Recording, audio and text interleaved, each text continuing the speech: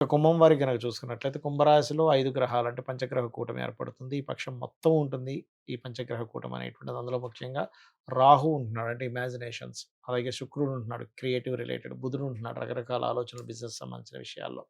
రవి కొంతవరకు అధికారులతో ఒత్తిడి అనేటువంటిది ఇస్తూ ఉంటుంది. కాబట్టి ఏంటంటే పంచగ్రహ కూటమి రాశిలో ఉంటూ ఇది ఈ పక్షం మొత్తం ఉంటుంది కాబట్టి రకరకాల ఆలోచనలు, రకరకాల ఒత్తిళ్ళు, రకరకాల ప్రొఫెషన్స్‌లోకి వెళ్ళడం అనేది జరుగుతూ ఉంటుంది. హ్మ్. కాకపోతే ధనస్థానంలో శని ఉన్నాడు కాబట్టి మీకు ఫైనాన్షియల్‌గా బాగా గ్రోత్ రావాలంటే ఆంజనేయ స్వామి ఉపాసన చేయడము, దత్తుడి యొక్క ఉపాసన చేస్తూ ఉంటే బావుంటుంది. వీళ్ళు కొత్త కొత్త విద్యలు నేర్చుకోవడం, నిగూఢమైనటువంటి విద్యలు నేర్చుకోవడం, కొన్ని సాధనలు చేయడానికి అనుకూలంగా ఉంది. హ్మ్. అయితే వీళ్ళు కొన్ని కొత్త ఇప్పుడు ఆల్రెడీ చేస్తున్నటువంటి జాబ్‌లో ఇంకొంచెం ఇంకేదైనా కోర్స్ చేసుకొని వీళ్ళు చేసే జాబ్‌లో ప్లేస్ మారి డెవలప్ అయ్యేటువంటిది చూపిస్తుంది. ఓకే. కాకపోతే ఇక్కడేంటంటే, 6వ స్థానంలో చంద్రుడున్నాడు కాబట్టి, అంటే 6వ స్థానాధిపతి చంద్రుడవుతాడు కాబట్టి, సహజంగానే కుంభలగ్నం వారికేంటంటే, కొంచెం మదర్‌తో తెలియని చిన్న హ్మ్. మిస్‌అండర్‌స్టాండింగ్స్ అవుతుంటాయి. ఓకే. ఈ టైంలో కాస్త పంచగ్రహ కూటమి ఈ ఈ రాశిలో ఉన్నందుకు కాస్త ఎక్కువగా అవుతుంటాయి.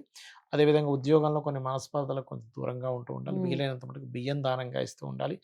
దక్షిణామూర్తి యొక్క ఆరాధన చేస్తూ ఉండాలి. అదేవిధంగా కాస్త గోవులకి ఈ ఏమంటారు మన అరటికాయలు హ్మ్. కాయలు. అరటికాయలు గనక తినిపిస్తూ హ్మ్. ఉంటే అన్ని విధాలా వీరికి బావుంటుంది. ఓకే.